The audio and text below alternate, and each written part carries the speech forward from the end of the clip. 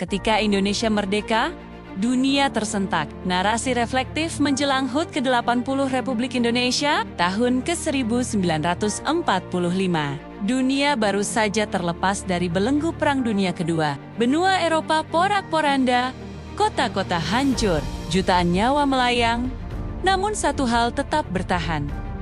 Kolonialisme, ia masih bercokol di Asia, Afrika, dan Amerika Latin, menggenggam kekuasaan atas nama peradaban. Tapi pada 17 Agustus tahun 1945, dari sebuah rumah kecil di Jalan Pegangsaan Timur, terdengar satu kalimat sederhana, namun mengguncang fondasi tatanan dunia. Kami bangsa Indonesia, dengan ini menyatakan kemerdekaan Indonesia. Itu bukan sekadar deklarasi.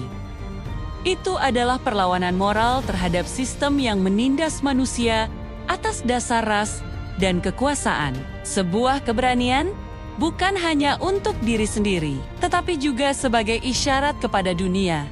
Penjajahan harus berakhir.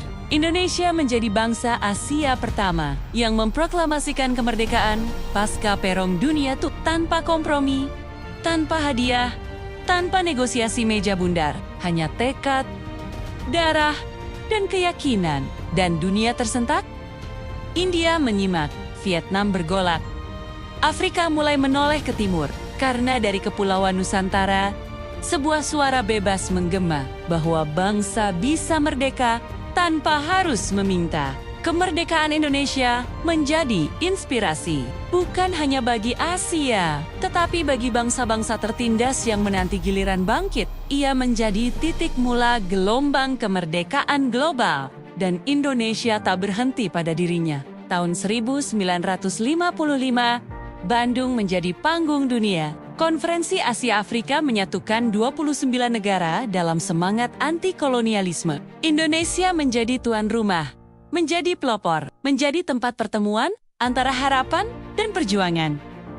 Lalu lahirlah gerakan non-blok, suara ketiga yang netral, berdaulat, dan mandiri. Di tengah arus besar Perang Dingin, Indonesia bersama India, Mesir, Yugoslavia menawarkan alternatif, jalan kemerdekaan yang tidak harus tunduk pada kekuatan dunia manapun. Dunia mencatat, ketika Indonesia merdeka, dunia ikut belajar tentang harga diri, tentang kedaulatan, dan tentang arti menjadi bangsa yang berdiri di atas kaki sendiri. Kini, 80 tahun telah berlalu.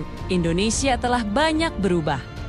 Tetapi ingatan dunia tetap hidup bahwa bangsa ini dulu berani saat dunia masih ragu, bangkit saat bangsa lain masih berlutut, bersuara saat suara kemerdekaan masih dianggap berbahaya. Namun kini, pertanyaannya bukan lagi tentang sejarah, melainkan warisan.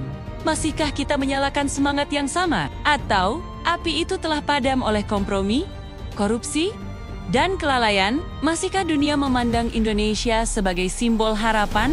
Ataukah kita sibuk bertengkar di dalam hingga melupakan peran kita di luar? Kemerdekaan adalah awal, tapi menjaga harga diri bangsa adalah perjalanan yang panjang.